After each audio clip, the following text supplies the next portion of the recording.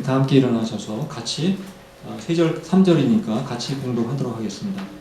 야고보서 1장 2절에서 4절입니다. 우리가 7월 달에 지금 이제 야고보서로 큐티를 하고 있기 때문에 오늘은 야고보서를 통해서 함께 은혜를 나누도록 하겠습니다. 1장 2절에서 3절 다 함께 읽겠습니다. 내 형제들아, 너희가 여러 가지 시험을 당하거든 온전히 기쁘게 여기라. 이는 너희 믿음의 시련이 인내를 만들어내는 줄 너희가 알미라. 인내를 온전히 이루라. 이는 너희로 온전하고 구비하여 조금 더 부족함이 없게 하려 함이라. 아멘. 앉아주시겠습니다. 제가 오늘 말씀을 시작하기 전에 사진을 통해서 두 개의 돌덩어리를 잠깐 먼저 보여드리겠습니다. 앞에 나와 있는 저 돌은 똑같은 돌덩어리가 아닙니다. 하나는 금이 들어있는 돌덩어리이고 또 다른 하나는 그냥 돌입니다. 두 개의 돌덩어리가 그냥 비슷하게 생긴 것 같지만 우리가 두 개의 차이점을 쉽게 발견할 수가 있습니다. 어떻게 하면 저 돌이 서로 다른 돌인지 구분할 수 있는 방법이 무엇인지 한번 사진을 잠깐 보여드리겠습니다.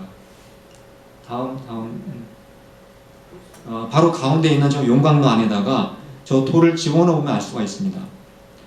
바로 금이 섞여 있는 돌덩어리의 경우에는 바로 뜨거운 용광로 안에 저 돌을 집어넣었을 때, 저 통과했을 때 누런 금이 되어서 나오게 된다는 사실입니다.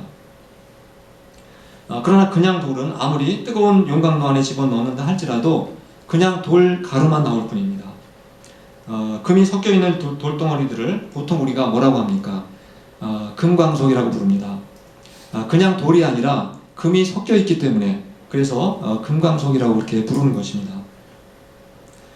금이 얼마나 귀한지 이 방 안에 가득 찬 금광석으로 가득 차 있다 할지라도 그것을 다 용광로 안에다 집어넣고 그 뜨거운 물을 통과하게 해도 우리 손바닥만한 정도밖에 금이 나오지 않는다고 합니다.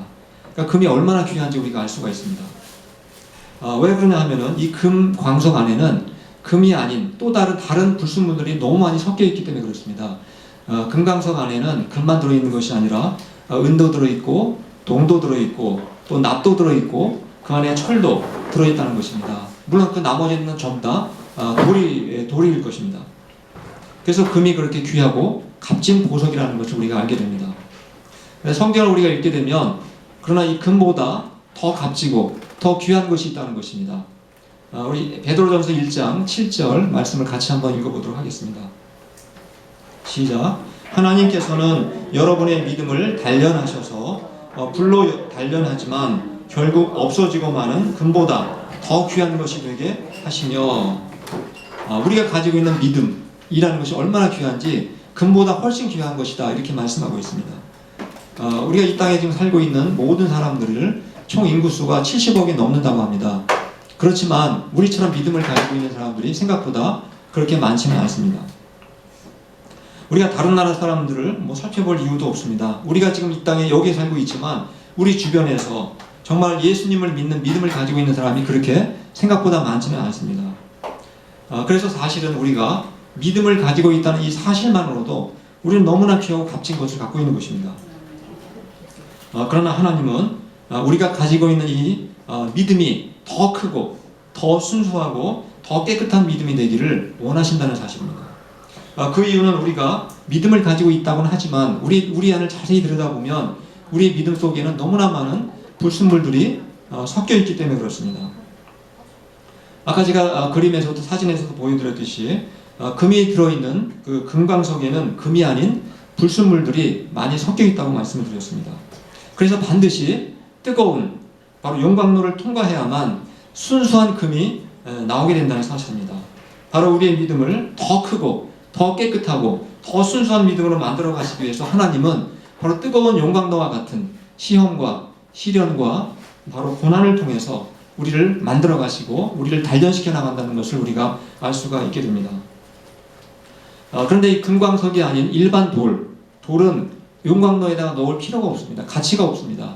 아무리 용광로에 넣어봤자 그 안에서 금이 나오지 않기 때문에 버려야 되는 돌이지 용광로 안에 들여놓을 필요가 없는 것입니다. 우리에게 시험과 시련이 있는 이유는 바로 우리 안에 너무나 값지고 귀한 믿음이 우리 안에 들어있기 때문에 그렇습니다. 그래서 하나님은 그 귀한 믿음이 이제는 불순물이 섞이지 않은 정말 값진 그런 믿음이 되게 만들어 주시려고 우리를 계속해서 연단하시고 훈련하신다는 것을 기억을 해야 합니다. 야고보서 1장 2절 말씀을 우리 아까 읽었지만 한 번 더 읽어보도록 하겠습니다. 1장 2절 다 함께 읽겠습니다. 시작. 내 형제들아 너희가 여러 가지 시험을 당하거든 온전히 기쁘게 여기라. 야고보 때는 정말 성도들이 큰 어려움과 핍박과 고난을 많이 겪었습니다. 근데 야고보는 그들에게 너희가 슬퍼하거나 또 괴로워하거나 원망하지 말고 오히려 크게 기뻐하라 이렇게 말씀하고 있습니다. 그 이유는 지금까지 말씀드린 것처럼 그들이 겪고 있는 시험과 시련과 고난이 결국에는 그들의 믿음을 더 크고 더 순수하고 더 깨끗하게 만들어갈 것이라는 것을 확신했기 때문에 기뻐하라 이렇게 말씀하고 있는 것을 알 수가 있습니다. 근데 이 말씀을 자세히 보시면 시험의 종류가 몇 가지라고 되어 있습니까? 한 가지가 아니라 여러 가지 시험이 있다 이렇게 말씀하고 있습니다. 그래서 야고보서를 쭉 읽다 보면은 우리를 시험하는 것들이 무엇인지 점점 우리가 알아가게 될 것입니다. 근데 야고보가 많은 시험 중에서 여러 가지 시험 중에서 제일 첫 번째로 언급한 것이 무엇인지 우리 한번 야고보서 1장 9절과 10절 말씀을 같이 한번 읽어보도록 하겠습니다. 시작. 가난한 형제는 하나님이 자기를 높이실 때 자랑하고 부요한 형제는 하나님이 자기를 낮추실 때 기뻐하십시오. 야고보 때 사람들이 가장 먼저 그들이 시험을 당했던 것이 무엇이었냐면 바로 돈과 관련된 시험이었다는 것을 우리가 알 수가 있게 됩니다. 우리의 믿음이 정말 불순물이 없고 순수하고 정말 깨끗한 믿음이 되기 위해서는 누구나 다 돈의 시험을 통과해야 한다는 것입니다. 사람들은 그때나 지금이나 돈 문제 때문에 시험을 받으면서 사는 것 같습니다. 돈이 없으면 돈이 많은 부자 앞에서 기가 죽게 되고 또 열등감에 빠질 때도 있고 또 돈이 많은 부자들을 부러워하면서 살아갈 때가 많습니다. 그래서 어느덧 자신도 모르게 돈을 위해서 살아가고 있는 자신의 모습을 발견할 때가 있게 됩니다. 야고보는 돈이 없어서 가난한 형제들에게 돈 때문에 기가 죽고 비굴하게 살지 말라고 하고 있습니다. 오히려 금보다 귀한 믿음을 갖고 있기 때문에 하나님의 자녀가 된 것 때문에 오히려 자부심을 갖고 감사하면서 살라는 것입니다. 그리고 하나님을 위해서 살아갈 때 하나님이 우리에게 주신 상급을 기억하고 또 하나님이 나를 높여주실 것을 기대하면서 그렇게 살아가라고 그렇게 격려하고 있는 것을 알 수가 있게 됩니다. 근데 우리는 이 돈과 관련된 시험은 꼭 가난한 사람에게만 다가가는 것이 아니라는 것을 알 수가 있습니다. 부자도 마찬가지입니다. 부자도 역시 돈 때문에 시험에 빠질 수가 있습니다. 돈이 많다 보면 무엇보다도 가난한 사람을 멸시하거나 무시하는 죄에 빠질 수가 있습니다. 또 돈이 많다 보면 가난할 때 정말 하나님을 찾고 하나님을 간절히 추구하던 그 믿음이 식어지게 되고 기도는 형식적으로 하게 되고 결국은 돈을 하나님보다 더 의지하는 바로 그러한 삶을 살아갈 수가 있게 된다는 것입니다. 돈이 없는 가난한 사람이나 돈이 많은 부자나 다 돈이 우상이 될 수 있다는 것을 우리가 기억을 해야 합니다. 여러분 만약에 내 마음속 한 구석에 내가 아무리 믿음이 있고 내가 아무리 믿음이 좋아도 돈이 없으면 나는 결코 행복해질 수 없다라고 하는 생각이 조금이라도 있으시다면 아직도 내 안에는 내 믿음에는 불순물이 섞여 있다는 것을 우리가 깨달아야 합니다. 그래서 우리는 제일 먼저 많은 시험이 있지만 그 중에서도 돈을 통해서 다가오는 이 시험을 이겨낼 수 있도록 우리가 힘써야 합니다. 그런데 우리가 현실적으로 돈의 유혹, 돈의 시험을 이겨낸다는 것이 정말 쉽지가 않습니다. 그래서 야고보는 어떻게 우리가 그 시험을 이겨낼 수가 있는지 우리에게 말씀하고 있습니다. 바로 그 내용이 야고보서 1장 5절에 있는 내용입니다. 우리 한번 같이 읽어보도록 하겠습니다. 시작. 너희 중에 누구든지 지혜가 부족하거든 모든 사람에게 후히 주시고 꾸짖지 아니하시는 하나님께 구하라. 그리하면 주시리라. 아까 우리가 가난하게 살아도 시험이 올 수 있고 또 부자로 살아도 시험이 올 수 있다고 했습니다. 가난하게 될 때는 어떤 시험이 찾아옵니까? 하나님을 원망하거나 하나님을 불평하며 살아가는 시험에 빠질 수가 있습니다. 또 부자가 되면 오히려 교만해지거나 또는 남을 멸시하는 바로 그러한 시험에 빠질 수가 있습니다. 그러한 시험에 빠지지 않기 위해서 우리가 하나님께 먼저 지혜를 구하라 이렇게 말씀하고 있습니다. 야고보는 가난한 사람들이 시험에 빠졌을 때 너희들이 그럼 하나님께 열심히 돈을 달라고 기도하라 이렇게 말하지 않았습니다. 너희가 돈도 필요하지만 먼저 하나님께 돈보다 지혜를 먼저 구하라 이렇게 말씀하고 있습니다. 또 가난한 사람이 가난 때문에 너무 힘들고 어려울 때 우리가 그 지혜가 없게 되면 결국은 원망과 불평하는 사람이 될 수 없기 때문에 받게 될 수밖에 없기 때문에 그래서 지혜를 먼저 구하라 이렇게 말씀하고 있는 것을 알 수가 있습니다. 바로 하나님이 주시는 지혜를 얻게 되면 내가 비록 가난하게 산다 할지라도 바로 내 안에 있는 불순물을 다 뽑아낼 수 있는 바로 연단의 기회가 된다는 것을 우리가 깨닫게 된다는 것입니다. 그리고 내가 지혜를 얻게 되면 바로 가난을 통해서 깨달을 수 있는, 가난해야만 알 수 있는 그 하나님의 은혜를 내가 경험할 수가 있게 된다는 것입니다. 이렇게 우리가 가난의 시기에 내가 가난할 때 훈련을 잘 받아서 정말 순수하고 깨끗한 믿음을 갖게 되면 내가 나중에 부자가 된다 할지라도 돈이 우상이 되지 않고 이제는 오히려 하나님께 감사하면서 옳은 나눔의 생활을 할 수가 있다는 것을 우리가 알 수 있게 됩니다. 근데 우리가 겪게 되는 시험이 돈밖에 없겠습니까? 질병 때문에 우리는 시험을 당할 수도 있습니다. 몸에 병이 와도 우리는 시험에 들 수가 있습니다. 또 사람들과의 관계 때문에 우리는 시험에 들 수가 있습니다. 아마 우리가 대부분 겪는 시험 중에서 상당 부분은 다 인간관계의 어려움 때문에 우리가 시험을 받는 경우가 상당히 많습니다. 우리가 오해를 받기도 하고 또 무시를 당하기도 하고 또 억울한 소리를 듣게 되어서 우리가 시험에 빠질 수가 있습니다. 이럴 때 우리가 하나님께 구해야 되는 것이 무엇이겠습니까?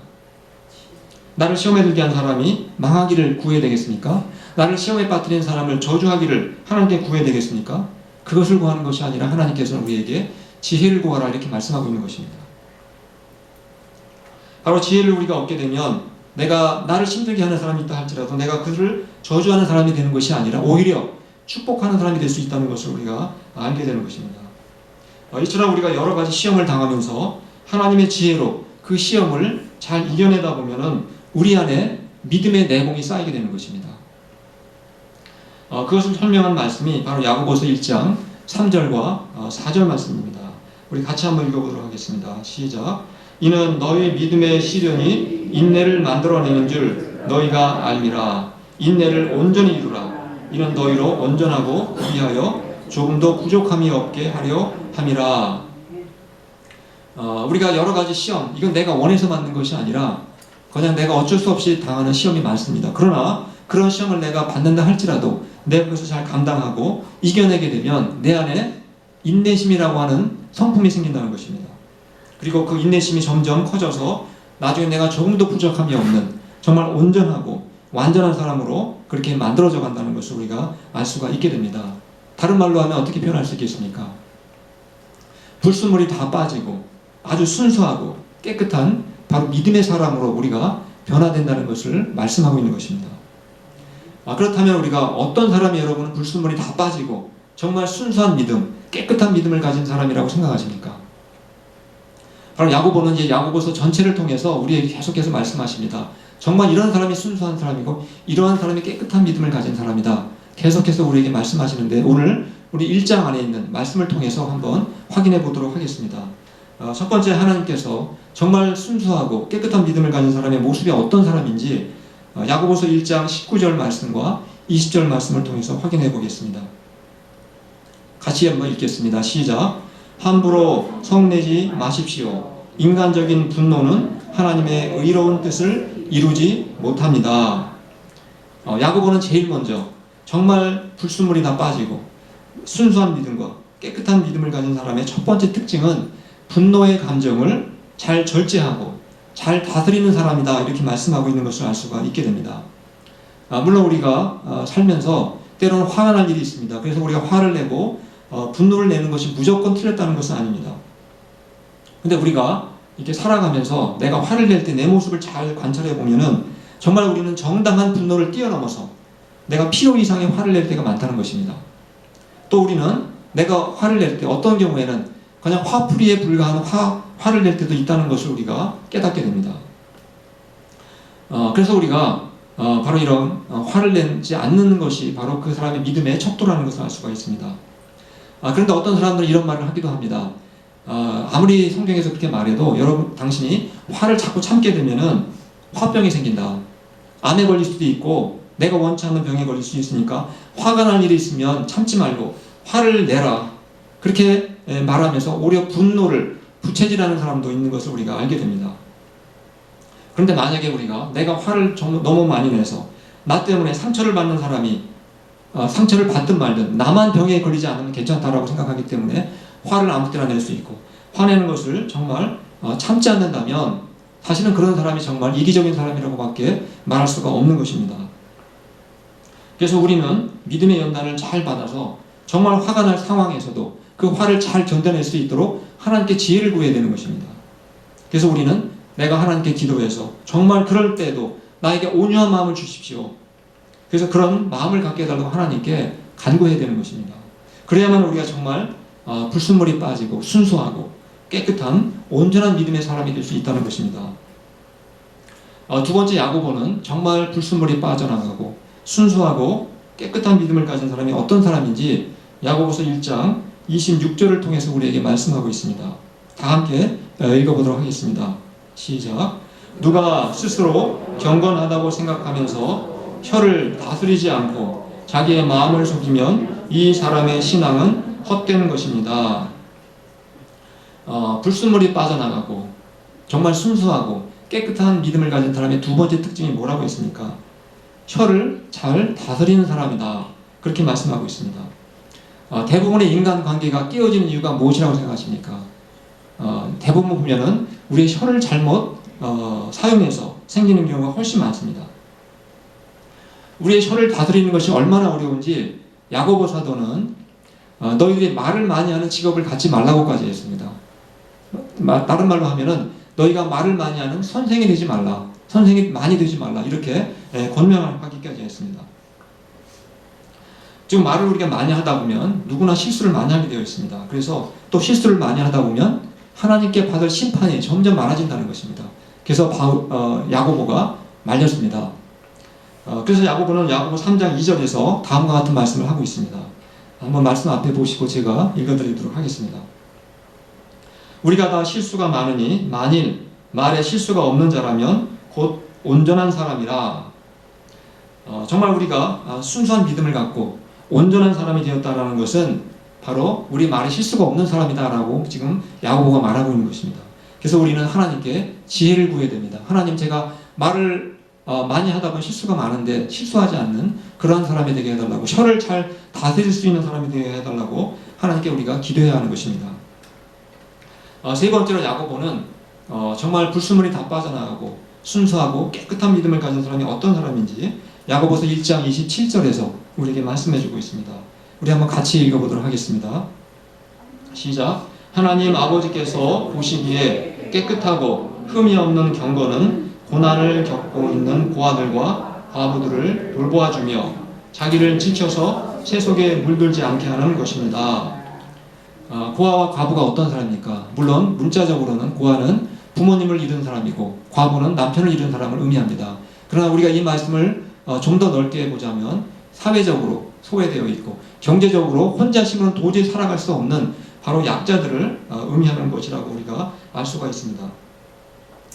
지난주에 제가 다윗이 사울에게 쫓겨다니면서 도망을 다니면서 엄청난 환난과 시련과 시험을 당했던 그런 내용을 말씀드린 적이 있었습니다.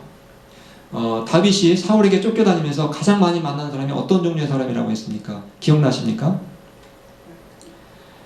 고아를 많이 만났고 과부를 만났다고 했습니다. 그리고 외로운 사람을 많이 만났습니다. 갇힌 사람을 만났다고 했습니다.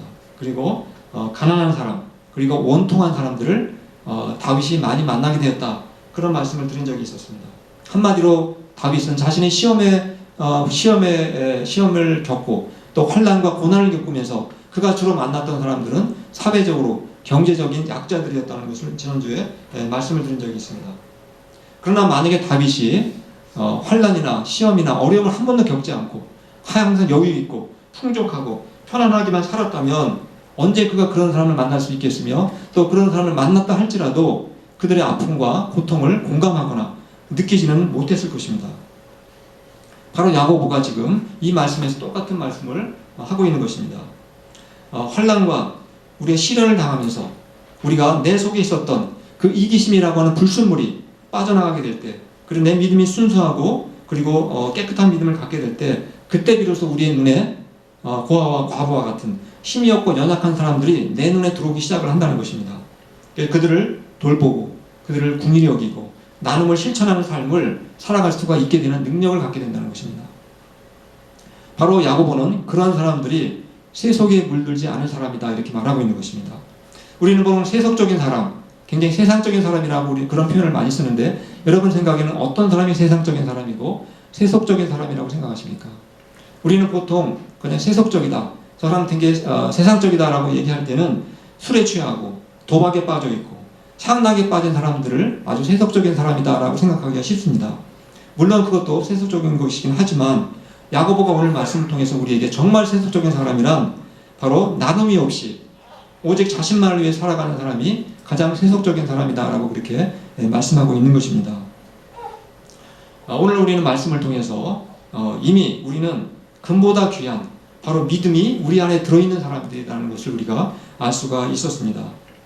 그런데 아무리 내 안에 금이 들어있다 할지라도, 내가 금강석과 같은 존재를 할지라도 내가 뜨거운 용광로를 통과하지 않으면 그 불순물이 너무 많이 섞여 있기 때문에 바로 금이 있는지 없는지 우리가 눈으로 확인조차 하기 어렵다는 사실을 말씀을 드렸습니다. 하나님은 우리 안에 있는 그 믿음, 정말 그 믿음이 더 값지고 더 귀한 믿음으로 만드시기 위해서 뜨거운 용광로와 같은 바로 시험, 그리고 시련, 고난을 통해서 우리를 연단하신다는 것을 우리가 다시 한번 기억을 하시기 바랍니다. 그래서 우리는 정말 불순물이 다 빠지고 순수하고 깨끗한 믿음의 사람으로 하나님께서 우리를 만들어 가실 것입니다. 오늘은 제가 그런 사람들의 세 가지 특징에 대해서 소개를 해드렸습니다. 다시 한번 우리가 기억을 좀 더 되살리기 위해서 간단하게 요약한 말씀을 보여드리겠습니다. 정말 우리가 불순물이 빠지고 순수하고 깨끗한 믿음을 갖게 될 때 바로 우리 안에는 분노를 절제하는 바로 그러한 사람이 된다는 것입니다.